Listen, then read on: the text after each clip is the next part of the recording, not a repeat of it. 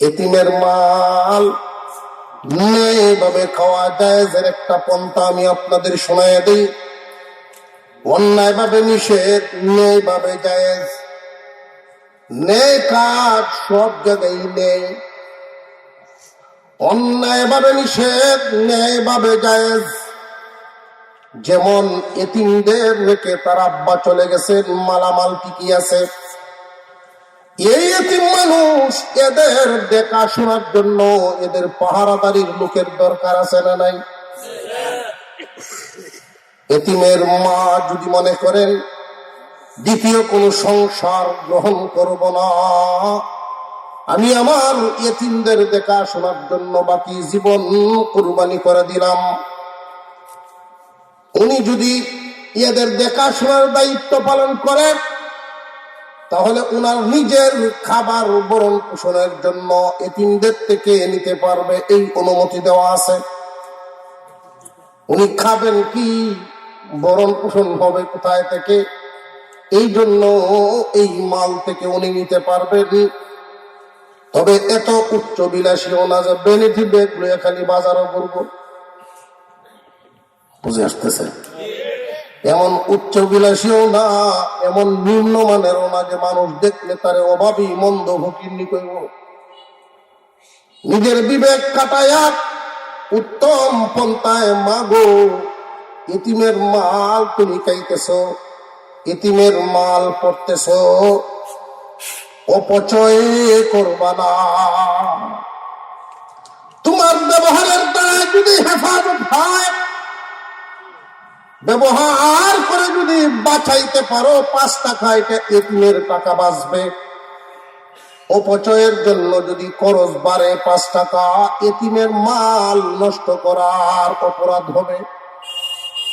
যেটা না হইলেই না, ওইটাই তুমি ব্যবহার করবা।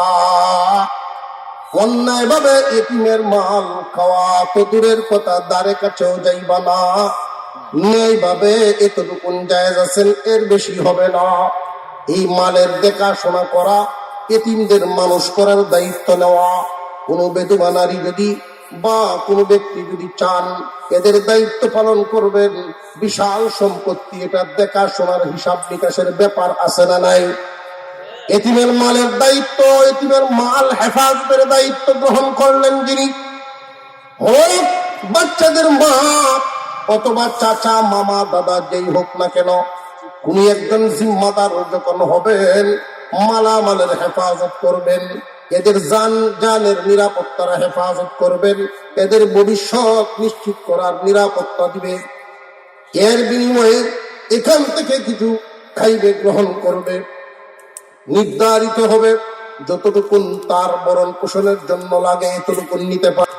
হাত্তা ইয়াবলুগা আশুদ্দাহ, ইতিমরা তাদের পরিপূর্ণতায় পৌঁছার আগ পর্যন্ত। পরিপূর্ণতা বলতে মানুষ এতিম তাকে বালেগ হওয়ার আগ পর্যন্ত, বালেগ হওয়ার আগ পর্যন্ত মানুষকে এতিম বলা হয়। যদি নির্দিষ্ট না থাকতো সময়টা, তাহলে আমরা এখানে যারা আছি অনেক এতিম বাইরে, বহু এতিম আছে, বুড়া এতিম, যুবক এতিম, কত এতিম বাড়িবে, সবাইকে এতিম। শরীয়তের দৃষ্টিতে বালেগ হওয়ার আগ পর্যন্ত ছেলেরা এতিম থাকবে, আর মেয়েরা বিয়ের আগ পর্যন্ত এতিম। মেয়েরা হবে বিয়ের আগ পর্যন্ত, কারণ তার যেহেতু বিয়ে হয় নাই, বাবা ছিলেন তার উপরে ছায়া, বাবাও নাই। বিয়ের আগ পর্যন্ত এতিম মেয়েটা, যেদিন বিয়ে হলো এতিমের হুকুম রহিত হলো। এতিম সন্তানদের প্রতি জাতির কর্তব্য কি, দায়িত্ব কি? ধনী হোক আর গরিব হোক, কোন এতিমের মাথায় যদি কেউ হাত বোলায় দেয়, হাতের নিচে যতগুলো চুল পরে এতটুকু নেকি তার আমলনামায় ওঠানো হয়। আর যেরকম সোহা কারণ আমার আপনার নবীকে আল্লাহ এতিম বানায় দুনিয়ায় পাঠাইছিলেন। আল্লাহর দয়া হামেশা নবীদের উপরে আল্লাহ দিয়া রাখতেন। আলাম ইয়াজিদকা ইয়াতীমান ফাআওয়া। ও দোস্ত আমার, আপনি কি এতিম ছিলেন না? আপনি তো এতিম ছিলেন, আমি আপনাকে এতিম অবস্থায় পাইছি, অভিভাবক জায়গায় জায়গায় বানায় দিছি। আপনি যেখানে গেছেন আমার রহমতও সেখানে পাঠায় দিছি, যেন আশপাশের মানুষ, পরিবারের মানুষ আপনার ভক্ত হইয়া যায়। আরো জোরে কোন সুবহানাল্লাহ। খাদিজার কাছে বিচার আসছে, খাদিজাতুল কুবরার কানে বিচার। কি বিচার? ওই যে কুরাইশদের সর্দার আবু তালেব একটা বালক দিয়ে গেল ছাগল বকরি রাখালি করার জন্য। আপনি নতুন একটা নিয়োগ দিলেন ঘর বানায়া, ছাগল বকরি বেড়া তার আন্ডারে যেগুলো দিলেন, লালন পালনের যেই সুরত মালকিন, আপনি লাভবান হবেন না। কেন? যে খাওয়া দাওয়া তো বেশি করায় না, খাওয়ায় না বেশি। দেখছি সামান্য একটু সময় খায় ছাগল বকরি বেড়া, সারাটা দিন ওই মুহাম্মদ নামক বালক বৈশা থাকে, আর সব ছাগল বকরি বেড়া তার চতুর্দিক দিয়ে বের দিয়ে বসে থাকে।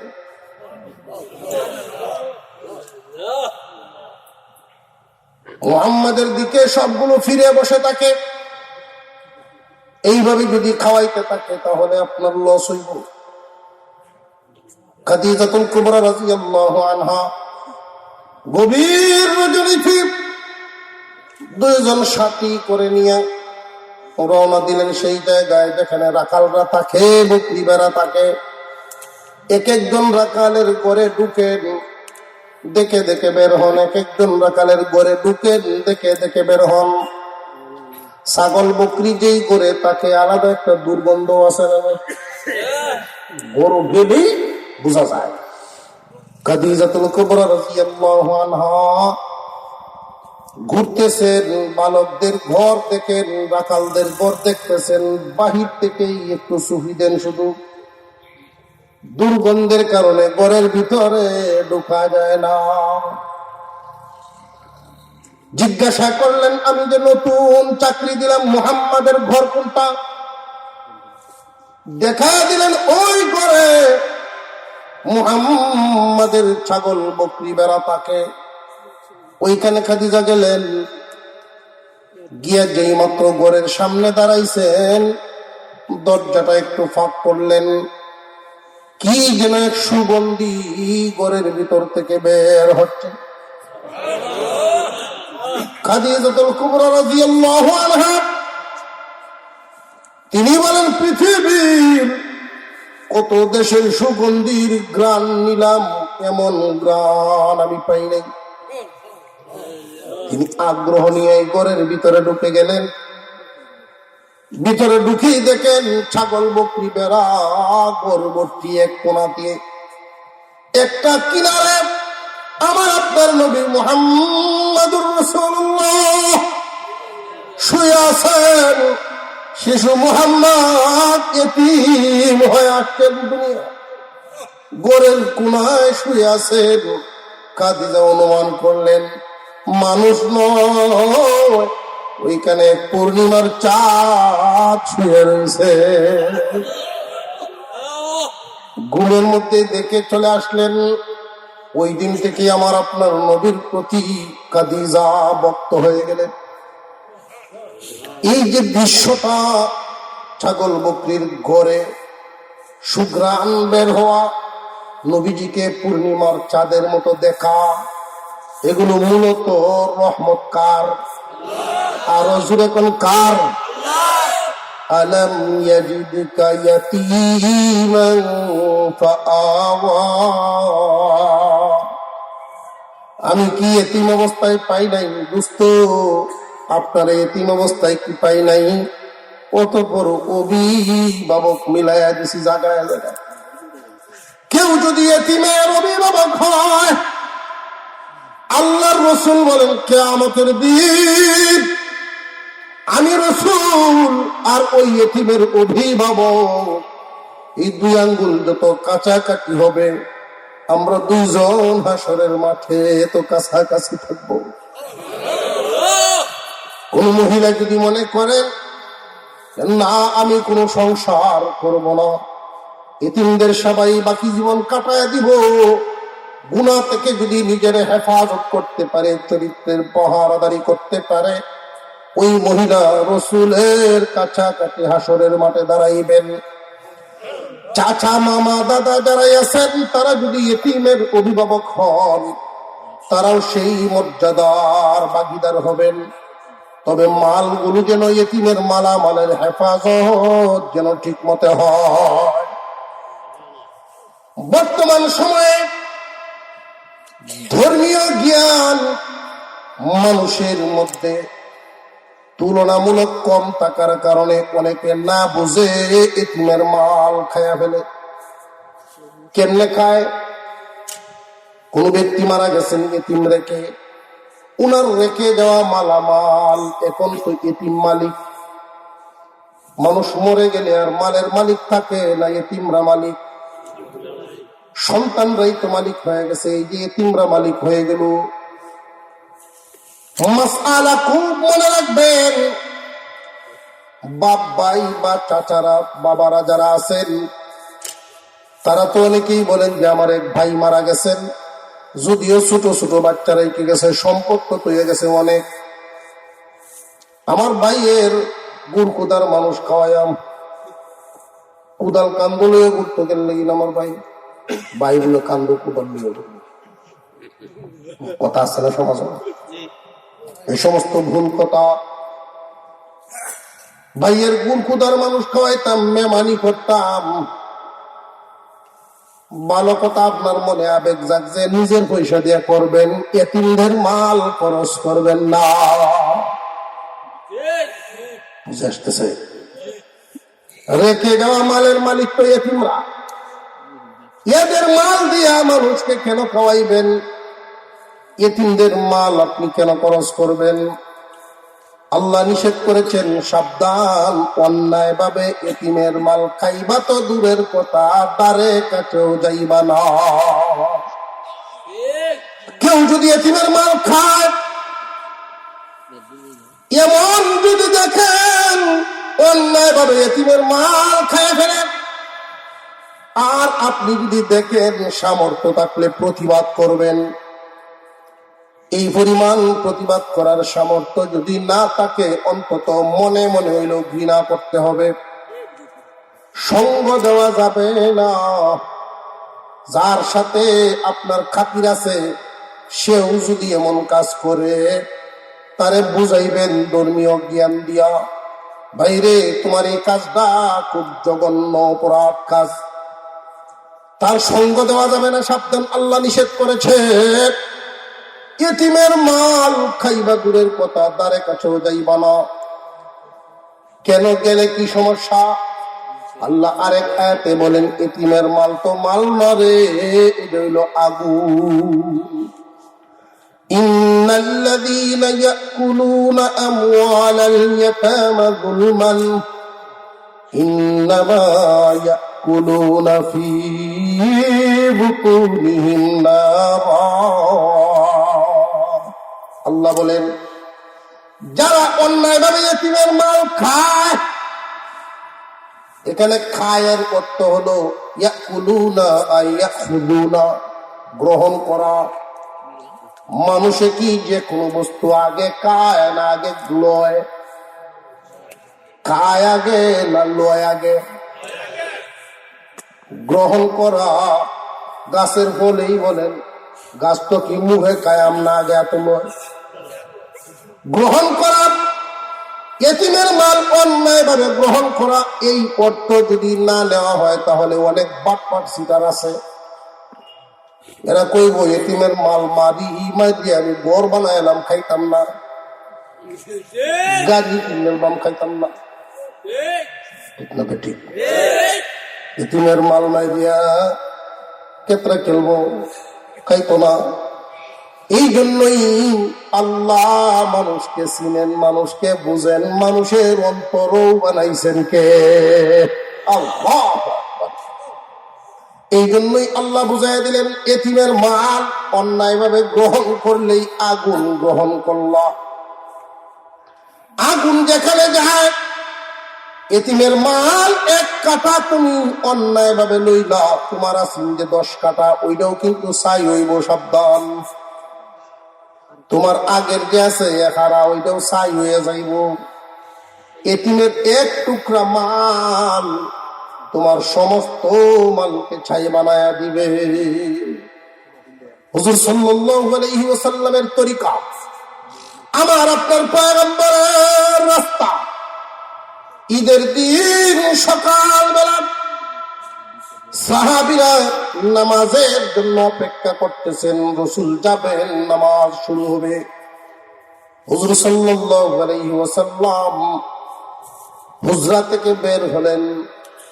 যেই মাত্র সামনের দিকে যাইতেছেন, রাস্তায় গিয়া পাইলেন একটা শিশু, মদিনার শিশু, বড় বুঝদার শিশু, বয়স কম কিন্তু বুঝ অনেক বেশি।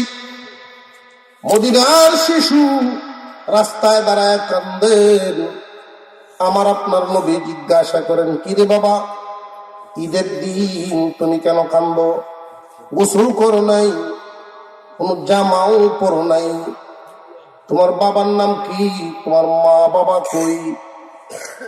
শিশুটাই বলে, হুজুর আমি জানি আপনি এই রাস্তা দিয়ে যাবেন, এই আশা এখানে দাঁড়ায় আছি গো নবীজি।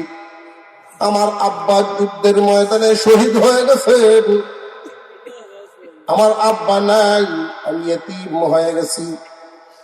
আমার বাবা জিহাদের ময়দানে শহীদ, আমার মা অন্যত্র বিয়ে বসে গেছেন, আমাকে কেমনে লালন পালন করবেন? আমাকে ছেড়ে দিয়েছেন, অন্যত্র বিয়ে বসে গেছেন যে নবীজি। আল্লাহর পয়গম্বরের চোখের কোনায় পানি এসে গেছে। নবীজি বলেন, তুমি কি কিছু খাও নাই? আসো আমার সাথে, তুমি চলো। নবীজি আর নামাজ খানার দিকে যান নাই, এই এতিম শিশু নিয়ে ফেরত আসা শুরু হইলেন। চলে আসলেন হুজরার কাছে। হুজরার সামনে থেকে ডাকতেছেন, আয়েশা,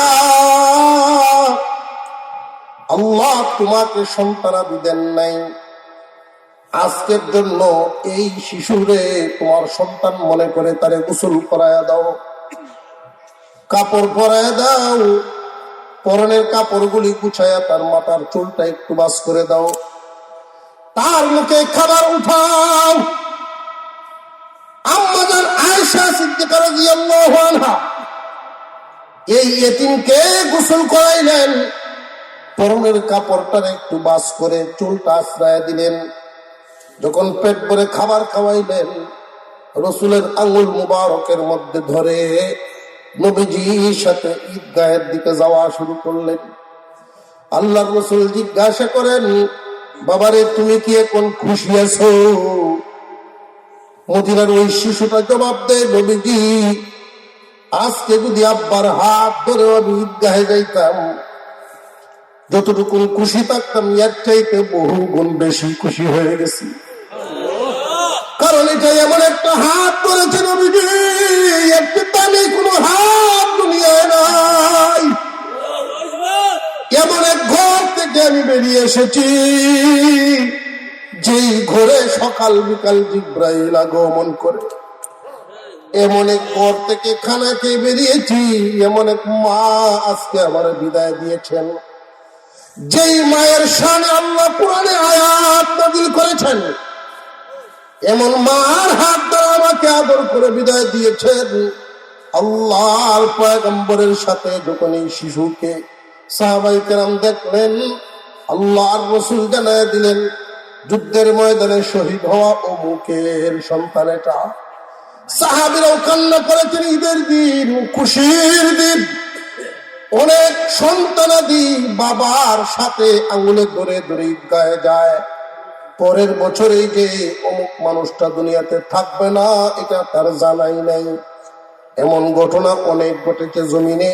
আমি দেখেছি ঈদগাহের ময়দানে বাবার পাশেই যায় নামাজে বসা ছোট্ট একটা শিশু, বছরের মাঝখানে যখন তার বাবা ইন্তেকাল করলেন, পরের বছর এই শিশুটারে নিয়ে ঈদগাহে এইভাবে বসার আর কেউ থাকে না। বাবার ছায়ার মতো এত মজবুত কোন ছায়া মানুষের উপর থাকে না। যার নাই সে বুঝে তার কত অভাব। এই জন্য যাদের আছে কদর করবেন, হারায়া গেলে আর কিন্তু মিলবে না। যাদের সন্তানাদি এতিম হয়ে যায় এদের প্রতি দয়ার চাদর প্রশস্ত করে দিবেন। আল্লাহ আপনার সন্তানকে হেফাজত করবেন। আপনি যদি এতিমের প্রতি দরদি হন, না বুঝে না জেনে অনেক মানুষ অনেক জঘন্য অপরাধ করে ফেলে। এতিমদের নামে বাজেট হওয়া, সরকারি খাদ্য পর্যন্ত মানুষ আত্মসাৎ করে ফেলে। এতিমদের নামে, বিধবার নামে কাঠ আসবে, বাদ করাইবে টাকা নেই। মানুষের বিবেক আজকাল এতটাই ইন্তেকাল করেছে, বিবেক মারা গেছে মানুষের। যে বৃদ্ধ মানুষদের সামান্য মন থেকে দোয়া পাইলে আল্লাহ খুশি হন, সেই বৃদ্ধ মানুষগুলোর থেকে টাকা নিয়ে কাজ করে, বিধবার কাজ করে দেয়, টাকা নেই। এই বিধবার পাশে দাঁড়াইলে আল্লাহর রাসূল বলেন সে আমার সাথে হাসরে দাঁড়াবে। অথচ মানুষ দুনিয়ার জমিনে নেক কাজ নেকির আশায় করে না। যেই কাজে নেকি মিলে সে সেই কাজ করে দুনিয়ার জন্য খায় গিলে। মুহতারাম হাজিরিন, আল্লাহর রাসূল সাল্লাল্লাহু আলাইহি ওয়াসাল্লাম ঘোষণা করেছেন জমিনের মধ্যে যত ঘর বসবাস আছে এর মধ্যে যেই ঘরে এতিম আছে এই ঘরটা উত্তম ঘর। যেই ঘরে এতিম লালিত পালিত হয়, কোন যুবক ভাই যদি এখানে থাকো, তোমার ছোট কোন ভাই বোন রেখে তোমার আব্বা মারা গেছেন, তোমার হুকুম এতিম না, কিন্তু তার হুকুমটা এতিমের। ওই এতিমকে তুমি তোমার ভাইয়ের আদরও দিবা, বাবার অভাবটাও মুছে দিবা। তুমি নিজের জন্য যদি একটা লুঙ্গি আনো, ছোট একটা লুঙ্গি বাজার থেকে তোমার ভাইটার জন্য নিয়ে আসবা, যেটা তোমার আব্বা করতেন ওইটা তুমি করবা। এইভাবে মনোভাব নিয়ে যদি তুমি তোমার ভাইয়ের এই এতিমত্বটা দূর করো, আল্লাহ তোমার উপর রিজিক বৃদ্ধি করে দিবেন, রিজিকের প্রশস্ততা বাড়াইয়া দিবেন। যে রাস্তায় রিজিক বাড়ে আমরা ওই রাস্তায় চলি না, আমরা চলি উল্টা পথে, যেখানে আল্লাহর নারাজি আসে। সাবধান সাবধান, সুযোগের সন্ধানী হয়ে যদি কেউ এতিমের মাল গ্রহণ করে ফেলে, এতিমকে ঠকায় দেয়, বাবার রেখে যাওয়া সম্পদ বন্টন করার ক্ষেত্রে এতিমদেরকে ঠকায়, নিজেরা জিতে দামি দামি জায়গাগুলো নিয়ে নেয়। একজন আছেন না নাই দেখার মতো? আরো জোরে কোন আছেন না নাই? আল্লাহ রব্বুল আলামিন এমন করে দিতে পারেন, তোমার নেস্তেনাবুদ করবেন। ভবিষ্যতে কোন সময় এই এতিমরা জমিনে প্রতিষ্ঠিত হবে, আর তুমি অসহায় হইয়া তাদের দুয়ারে দুয়ারে ঘুরবে। আল্লাহ পারেন সব। মুহতারাম হাজিরিন, এতিমের মাল খাবো তো দূরের কথা, দ্বারে কাছেও যাব না। এতিমদের মাল 15 বছর বয়স হওয়ার আগ পর্যন্ত তার জিম্মাদারেরা হেফাজত করবে। যখন বয়স 15 হয়ে যাবে, এতিমের মাল এতিম বালেগ হওয়ার পরে তোমাদের হাতে রাখবা না, এতিমদের বুঝাইয়া দিবা। কিন্তু যদি বোঝা যায় এতিমের আকল বুদ্ধি এই পরিমাণ হয় নাই, মালামাল হেফাজত করতে পারবে না, দুষ্ট লোকেরা তারে ভুল বুঝাইয়া চক্রান্তে ফেলাইয়া মাল নিয়ে যাবে। এই হালতে হানাফি মাযহাবের মাসআলা হলো, ইমাম আযম আবু হানিফা রাহমাতুল্লাহি আলাইহি বলেন, এমত অবস্থায় মালিক জিম্মাদারের উচিত হলো 25 বছর বয়স পর্যন্ত অপেক্ষা করো। এর ভিতরে তার জেহেন শক্তি যদি ফিরে আসে, পূর্ণতা আসে, তাহলে তো ভালো। আর যদি না আসে, বুঝবা তার তকদিরে নাই। তার তকদিরের উপরে তো তোমার কোনো হাত দেওয়ার ক্ষমতা নাই। এই হালতে তুমি গার্জিয়ান, কিন্তু এই মালের লোভ করবা না, সাবধান। তোমাকে তো আল্লাহ বরণ পোষণের অনুমতি দিয়েছেন, এতটুকু খাইবা পড়বা, এ পর্যন্তই তোমার অনুমতি। মালের মালিক হওয়ার চিন্তা ভাবনা তুমি কোনো সময় করবা না। 25 বছর বয়স যখন তার হবে, বুদ্ধিমান একটা মেয়ে দেখে তার বিয়ে করায় দাও। বিয়ে করানোর পরে সংসার পাতায়া এই মাল তাদের হাতে বোঝায়া দিবা, তকদিরের উপরে ছেড়ে দিবা। ভাগ্যে যদি থাকে মাল থাকবে, নইলে হাত ছাড়া হয়ে যাবে, এতে তুমি আসামি হবে না। 25 বছর পর্যন্ত তারে হেফাজত করা। ইসলামী শরীয়ত বিধিবিধান পরিপূর্ণভাবে রেখেছেন। নবী পরিবর্তন হয়েছে, কিন্তু বিধান পরিবর্তন হয় নাই। এতিমদের প্রতি যুগে যুগেই মানুষ কম বয়সে মরে, বেশি বয়সেও মরে। যদি এতিম সন্তান রেখে কেউ মারা যায়, এদের মালামাল কি হবে, কেমনে হেফাজত হবে, এই হলো বিধান। মুহতারাম হাজিরিন, দ্বিতীয় বিধানটা আল্লাহ পাক রব্বুল আলামিন বলেন, তোমরা মাপে কম দিবে না। ব্যবসা বাণিজ্য যারা করো, দুনিয়াতে মাপ হলো 3 ধরনের। এক জাতের মাপ হলো পিতার মাপ, গজ বা সেন্টিমিটারের মাপ। আরেক জাতের মাপ হলো ওজনের মাপ, পাথরের মাপ। আরেক ধরনের মাপ হলো লিটারের মাপ। ঠিক না বেটি? সাবধান, ব্যবসা বাণিজ্য ওজন দেওয়ার ক্ষেত্রে ওজনে কম দিও না। ওজনে কম না দেওয়ার পদ্ধতি কি? মাপার পদ্ধতি হলো, একদিকে মাল থাকে, আরেকদিকে পাথর থাকে। মাল থাকবে যেই পাল্লায়, পাথর থাকবে আরেক পাল্লায়। মালের পাল্লাটা সামান্য 1-2 সুতা পরিমাণ ঝুঁকায়া রাখবা, তাহলে আর সন্দেহ থাকবে না তোমার। মালের দিকটা সামান্য ঝুঁকে থাকবে। কিন্তু আজকাল অনেক মানুষ মালের দিক ঝুঁকায়া রাখলেও এটা জাহিদে, জাহিদে ঝুঁকায় না, সত্যিকারের ঝুঁকাইবা। কারণ আল্লাহ দেখেন না, দেখেন না। আজকে তুমি তোমার মাল পাল্লায় চুরি করো, তোমার আমল নামা তুমি জানের পাল্লায় উঠবে। এই ধাক্কা কি তোমার অন্তরে লাগে না রে মুমিন? মানুষের মালামাল ওজনে কম দিবা না।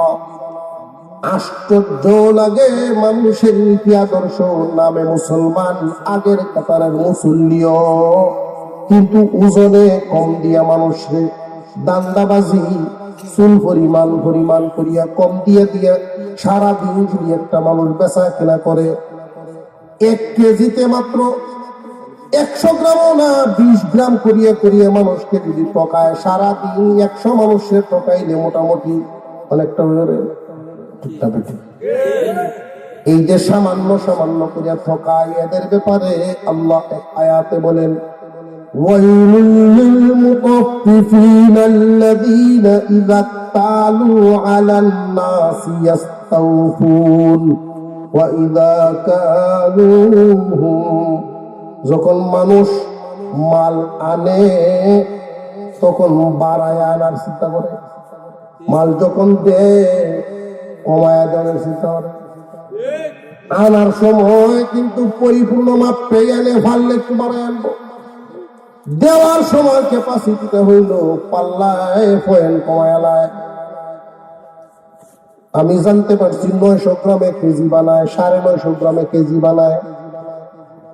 20 গ্রাম 30 গ্রাম যদি কেজিতে কম দেয়, কয়জন কাস্টমারে ধরতে পারবো? তো সারাদিন যদি পোল্ট্রি মুরগি মাপতেই তাকে, মাপতেই তাকে, সারাদিনে গিয়া দেখবেন তার অনেকটা হয়ে গেছে চুরি। ঠিক না বেঠিক? কেউ যদি নিয়ত করে যে আমি হারাম খাবো না, হারাম খেতাম না, হালাল খায়া বেঁচে থাকবো, আল্লাহ তারে হালাল খাওয়াই বাঁচায়। রিজিক দেওয়ার মালিককে আমরা তিনি বানাইছেন, আমাদের রিজিকের ব্যবস্থা উনি করছেন যেটা করছেন, আমরা পাঠাইছেন পরে রিজিক ব্যবস্থা করছেন আগে। এই কথাটা ভুলে গিয়ে যখন তাড়াহুড়া শুরু করি, তকদিরের ফয়সালা পর্যন্ত ভুলে যাই। অনেকেই নিয়োগ করে, মনে মনে ভাবে যে দুনিয়া এর তকদিরে আল্লাহ ধনী লিখে রাখছেন, তবে শেষ বয়সে ধনী হইব তকদিরে লেখা। এর নিজের ধৈর্য দরকার পাচ্ছে না, শেষ বয়সে বুঝি অবস্থা ধনী হইলে জোয়ান থাকতে হইব। তো তাড়াতাড়ি কেমনে হয়ে যায়? দুই হাতে শুদ্ধ হওয়া শুরু হচ্ছে, ওই হচ্ছে তাড়াতাড়ি বলে। এই যে তাড়াতাড়ি ধনী হইল, এটা কি আল্লাহর দেওয়া মাল আর নিজের কামাই? জেনে রাখবেন, হারাম মাল এটা আল্লাহর দেওয়া না। হারাম মালে যদি কেউ ধনী হয়, আমরা মনে করি আল্লাহ সাউনি করছে, ধনী হইলেই শুধু আল্লাহ সাউনি করছে, এটা ভাবব না। মালটা কি হালাল কিনা ওইটা ভাবব। হালাল মালে আল্লাহ মানুষকে মাঝে মাঝে সুযোগ দেন ধনী বানান পরীক্ষা করার জন্য। 50,000 টাকা কাটা দুবাটা বা ক্ষেত রাখছে 10 কাটা, 20 কাটা ক্ষেত তুলছে 50,000 টাকা, 10 লাখ। ঘটনাক্রমে ওই দিক দিয়ে রাস্তা গেছে, 2 বছরের মধ্যেই রাস্তা যখন গেছে, এই জায়গার দাম শতাংশ হয়েছে 3 লাখ। মানে ধনী না, এটা আল্লাহ দিছে। এখন বুঝে আসছে, হালাল মানে আল্লাহ ধনী বানান কিছু কিছু মানুষকে পরীক্ষা করার জন্য। বেশিরভাগ মানুষ আঙ্গুল হুল্লে খোলা গাছ যারা হারাম মালে ধনী। হারাম মালে ধনী হইলে এটা ভাববেন না যে আল্লাহ সামনে করছে। আমার প্রশ্ন জানতে পারে, হুজুর আল্লাহর হুকুম ছাড়া তো গাছের পাতাও লড়ে না হচ্ছে, ঠিক না বেটি? সুরিক গেছে, সুরিক গিয়া যখন খালি শুরুটা করছে, এমনি বাড়িওয়ালা উঠতে আসছে, খেলা গো সুরে কয় আমি আমি তো আমি চুরি শুরু হচ্ছে। তুমি আমার ভাই চুরি হলো গিয়া, সাবধানে করে আল্লাহর হুকুমই করতেছি। চুরিটা আল্লাহর ইশারায় করতেছে, তাহলে তো বোঝাই পারে না। বুড়ো হয়েছ হইতো না, আল্লাহর হুকুম ছাড়া গাছের পাতা তোমার বাড়ি চুরি পাইছে, আল্লাহর ইশারা ছাড়া আইছেন। পরিশুরি শুনিয়া পাশের ঘরে একজন জ্ঞানী লোক, শিক্ষিত মানুষ, ওনার ঘুম ভাঙছে।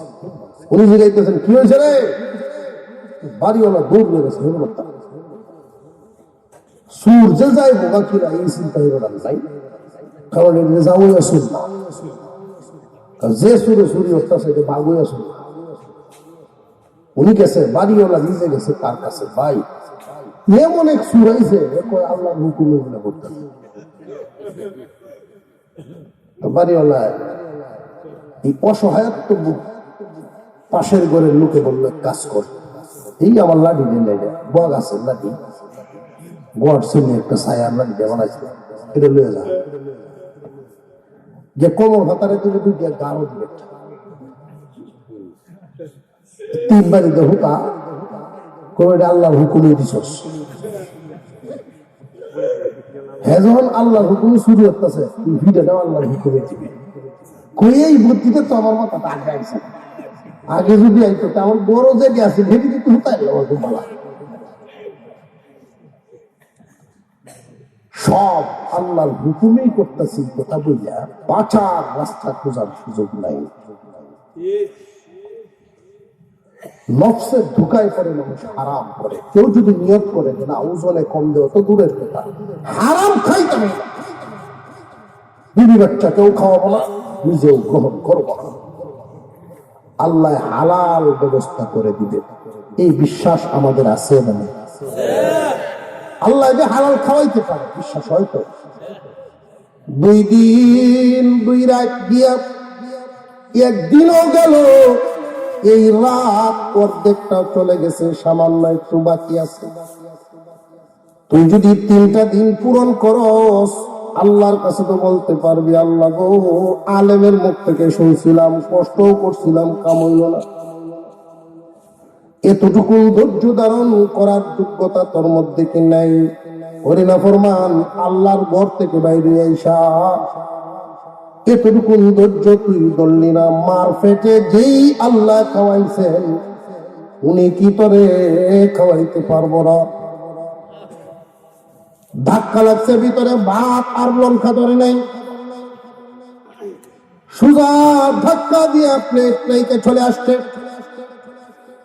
সুজা চলে গেছে একদম মসজিদে গিয়া অজু করে ভিতরে ঢুকছে, এমন কান্না শুরু করছে, নিজেকে বড় অপরাধী নাফরমান ভাবতেছে।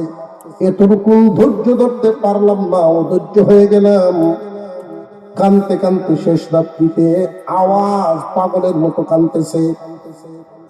আজান হলো ফজরের নামাজ শেষ হইছে, ইশরাকের জন্য সে বসে আছে, এমনি শুরু যায় মসজিদের ইমামের কক্ষের সামনে হরি হরি আওয়াজ।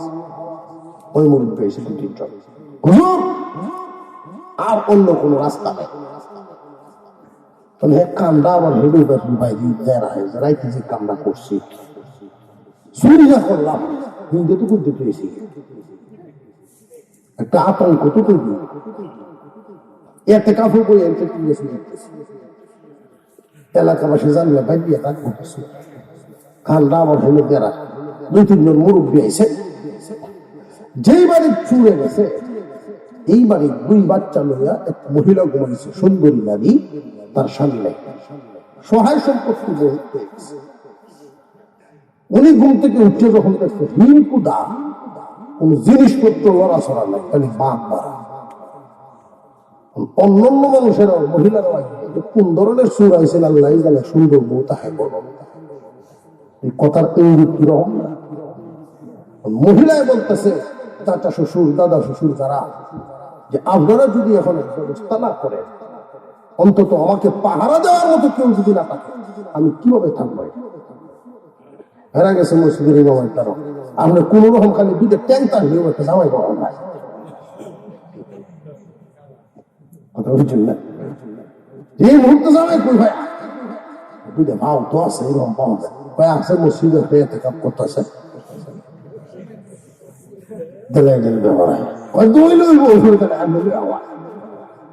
আপনারা যান আমি আসতেছি।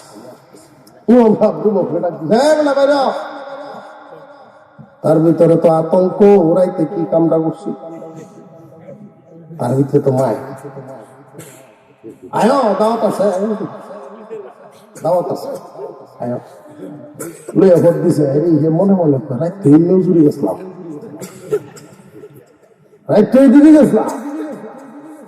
যে বাড়ি দিয়েছেন সেই বাড়ির দিয়ে যখন উঠতেছে তার তো ট্রেন চলে না, মাঝে মাঝে নিয়োগ করে দৌড় মারতাম কিনা, দৌড় মারতে চায় যা আছে কপালে, আল্লাহর ভক্ত বাইরে যখন হিল খুঁজছে, এটা তো অপরাধ, শাস্তি যদি রং বাড়ি ইমাম সবকে উঠতেছে, খালি খুঁজছে ময় মুরব্বীরা কই আসো বাইরে আমায় এটা করতে কই কাম হয়েছে, এখন খালি দূরে বান্ধব ভাই দেখা যায় ফাটিটা দিলে সবাই সাহায্য চাইতেছে, কি ব্যাপার?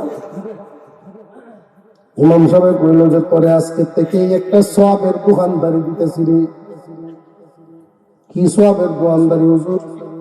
তোর কান্না দেখে গভীর রজনীতে যে কান্না কান্দোস, আল্লাহ তোর প্রতি হয়তো খুশি হয়েছেন, ব্যবস্থা হয়ে গেছে, তোর কপাল খুলছে।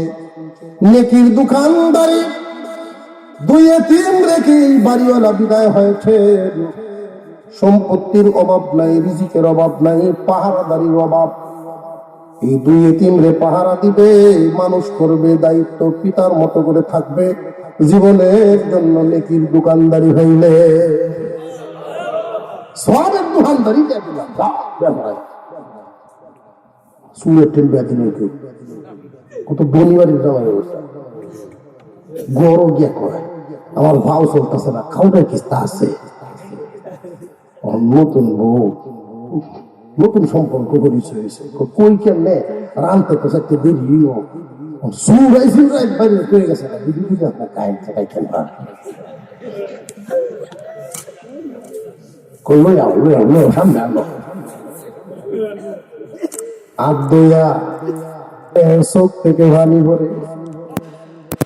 রাত যদি খাইতাম হারাম খাইতাম, সবর করার কারণে হারামটাই হালাল বানায়া দিলাম।